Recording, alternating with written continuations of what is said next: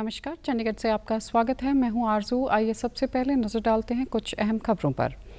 उच्चतम न्यायालय ने केंद्र को कोविड-19 से मरने वालों के परिजनों को अनुग्रह राशि देने के दिशा निर्देश तय करने को कहा।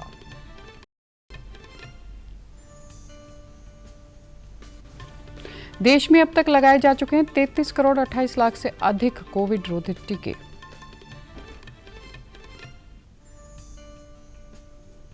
और हरियाणा के मुख्यमंत्री ने आज राज्य के लोगों को समर्पित की 2 योजनाएं। अब समाचार विस्तार से।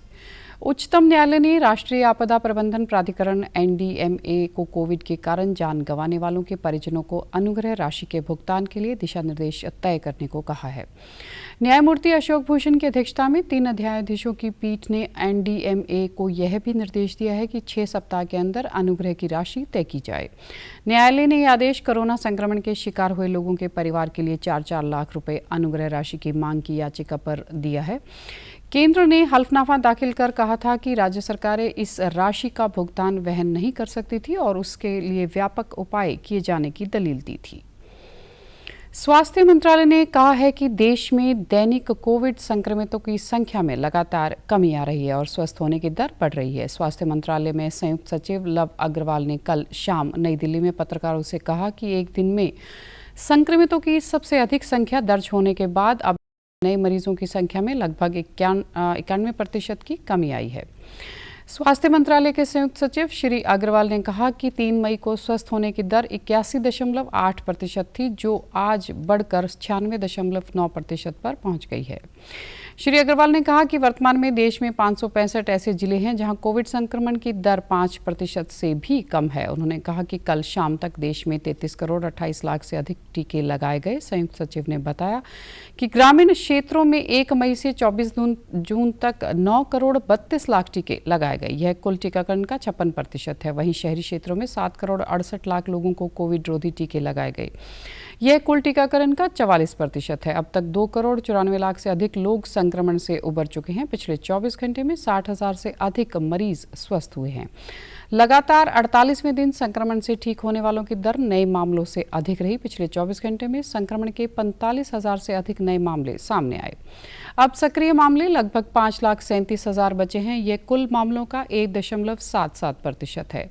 संक्रमण की साप्ताहिक दर भी 5% से नीचे बनी हुई और इस समय 2.69% है। कल कोविड से 817 लोगों की मौत मिलाकर अब तक 3,98,000 से अधिक लोग इस महामारी का शिकार हो चुके हैं। गृह मंत्रालय ने सभी राज्यों और केंद्र शासित प्रदेशों से कहा है कि वे कोविड प्रबंधन के कार्यक्रम को लक्षित और त्वरित रूप से लागू करें। गृह सचिव अजय भल्ला ने राज्यों के मुख्य सचिवों तथा केंद्र शासित प्रदेशों के प्रशासकों को भेजे पत्र में अपील की है कि वे कोविड प्रबंधन के लिए केंद्रीय स्वास्थ्य मंत्रालय के कल जारी परामर्श के अनुसार जिला और अन्य प्राधिकारियों को जरूरी कदम उठाने के निर्देश जारी करें। गृह सचिव ने कहा कि कई राज्यों और केंद्र शासित प्रदेशों ने कोविड संक्रमण के मामलों में कमी आने के बाद प्रतिबंधों में छूट देनी शुरू कर दी है। उन्होंने कहा कि छूट देने की प्रक्रिया का निर्धारण सावधानी से किया जाए। गृह मंत्रालय ने सभी राज्यों और केंद्र शासित प्रदेशों से संक्रमण दर और अस्पतालों में बिस्तरों की उपलब्धता की नियमित रूप से निगरानी रखने को कहा है। गृह मंत्रालय ने कोविड महामारी के प्रभावी प्रबंधन के लिए जांच, पहचान और उपचार सहित टीकाकरण तथा कोविड मानकों के पालन की 5 सूत्री रणनीति पर लगातार ध्यान देने की जरूरत पर बल दिया है। डेल्टा प्लस के मामले सामने आने पर पंजाब के मुख्यमंत्री कैप्टन अमरिंदर सिंह ने कोविड संबंधी पाबंदियों में 10 जुलाई तक वृद्धि करने के आदेश दिए हैं। इसके बाद साथ ही बार, पब और अहाते 50% सामर्थ्य के साथ 1 जुलाई से खोलने की आज्ञा देने समेत कुछ अन्य ढील भी दी गई हैं।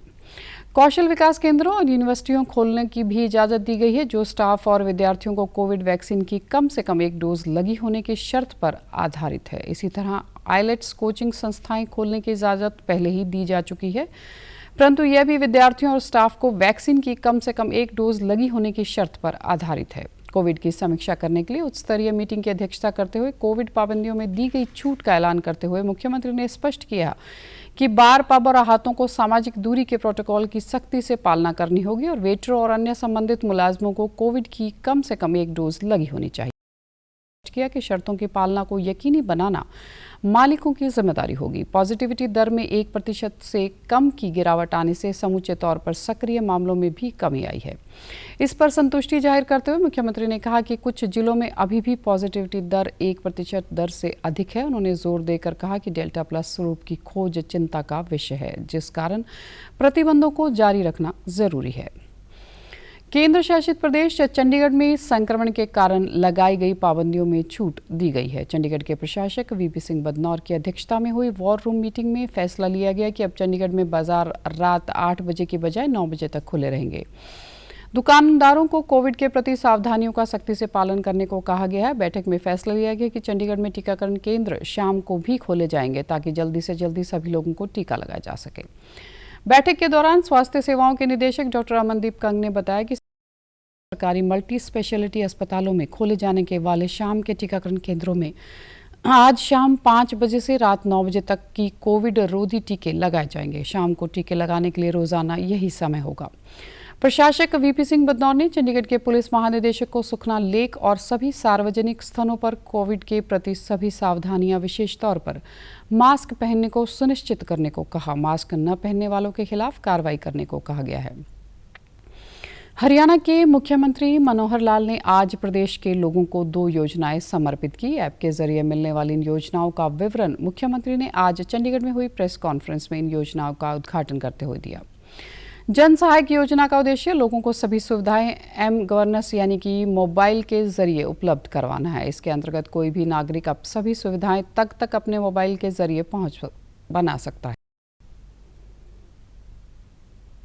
इस योजना या किसी भी विभाग से जुड़ी हुई कोई जानकारी, हमारे अपने मन में आई हुई जो सुझाव हैं, कुछ डिमांड्स हैं, कोई भी बात जो रखनी होगी, तो इस गेटवे ऑफ हरियाणा यानी जन सहायक के माध्यम से आईटी गेटवे कह सकते हैं, तो एक इसमें जाने के बाद हमको हर चीज़ प्रॉपर स्थान के ऊपर मिलेगी।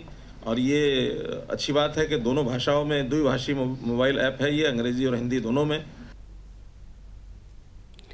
स्वामित्व योजना भी आज सभी लोगों को समर्पित की गई। अब तक इस योजना का लाभ ग्रामीण क्षेत्रों में लाल डोरे के अंदर रहने वाले लोगों को मिलता था। अब शहरी क्षेत्र की सभी लोग इस योजना के तहत दी जाने वाली सुविधाओं का लाभ उठा सकेंगे। मुख्यमंत्री ने कहा कि इन योजनाओं का उद्देश्य लोगों को सरकार द्वारा शुरू की गई कल्याण योजनाओं का लाभ पहुंचाना है। योजनाओं के लागू होने से लोगों को अपने घर पर ही सुविधाएं पहुंच सकेंगी। केंद्र सरकार ने प्रधानमंत्री ग्रामीण कल्याण अन्न योजना इस वर्ष जुलाई से नवंबर तक 5 महीनों के लिए बढ़ा दी है। इस कार्यक्रम के चौथे चरण के अंतर्गत जुलाई से नवंबर महीने के लिए 198.78 लाख मीट्रिक टन अनाज का आवंटन किया गया है। हरियाणा, पंजाब और केंद्र शासित प्रदेश चंडीगढ़ समेत अन्य राज्यों ने अनाज उठाने का कार्य शुरू कर दिया है। कल तक राज्यों ने 1.06 लाख मीट्रिक टन अनाज उठाया है। चंडीगढ़ में भी इस योजना के अंतर्गत विभिन्न स्थानों पर राशन बांटने का कार्य चल रहा है। डीडी न्यूज चंडीगढ़ से बातचीत के दौरान कुछ लाभार्थियों ने संकट के इस समय में मदद के लिए केंद्र सरकार का धन्यवाद किया। जी, हमें ये सेंट्रल गवर्नमेंट की तरफ से ये राशन मिला है जी। मैं बहुत बहुत धन्यवाद करता हूँ सेंट्रल गवर्नमेंट को जी। प्रधानमंत्री ग्रामीण कल्याण अन्न योजना के तीसरे चरण के अंतर्गत भारतीय खाद्य विभाग ने सभी राज्यों और केंद्र शासित प्रदेशों को 77.42 लाख मीट्रिक टन अनाज की निःशुल्क आपूर्ति की थी। 23 राज्यों और केंद्र शासित प्रदेशों ने मई से जून 2021 के लिए अपना पूरा आवंटन उठा लिया है। अनाज उठाने की अंतिम तिथि 30 जून है। कोरोना वायरस का खतरा अभी टला नहीं है, इसलिए सभी से निवेदन है बाहर जाने के समय मास्क जरूर पहनें, सामाजिक दूरी बनाए रखें और बार बार अपने हाथ साबुन से धोएं और सैनिटाइजर का इस्तेमाल करें। महामारी कोविड-19 जिसका कहर संपूर्ण मानव जाति को अपनी आगोश में ले चुका है। टीका या दवाई उपलब्ध होने तक महामारी के खिलाफ मानवता की जंग जारी है। ऐसे में सबसे जरूरी है सावधानी, बचाव। फेस मास्क कोरोना से रोकथाम का सबसे प्रभावी उपाय साबित हुआ है। विश्व स्वास्थ्य संगठन और विशेषज्ञों की शोध का भी यही निष्कर्ष है कि मास्क से मुंह और नाक को अच्छी तरह ढककर कोरोना संक्रमण को कम किया जा सकता है। कोरोना संक्रमण से बचाव के लिए मास्क पहनने के साथ ही जरूरी है मास्क को सही तरीके से पहनना। बहुत से लोग मास्क से नाक और मुंह को सही तरीके से नहीं ढकते हैं, जिससे संक्रमण का खतरा बना रहता है। बिना मास्क या फेस कवर के घर से बाहर निकलने की अभी कल्पना करना भी सही नहीं है। Channel DD news Chandigarh, Facebook DD news Chandigarh और Twitter handle DD news CHD पर भी देख सकते हैं। इसी के साथ चंडीगढ़ से समाचारों का सिलसिला समाप्त होता है। अब मैं स्टूडियो से बाहर जा रही हूँ तो मैं अपना मास्क पहन रही हूँ। आप भी घर से बाहर निकलें तो मास्क ज़रूर पहनें। नमस्कार।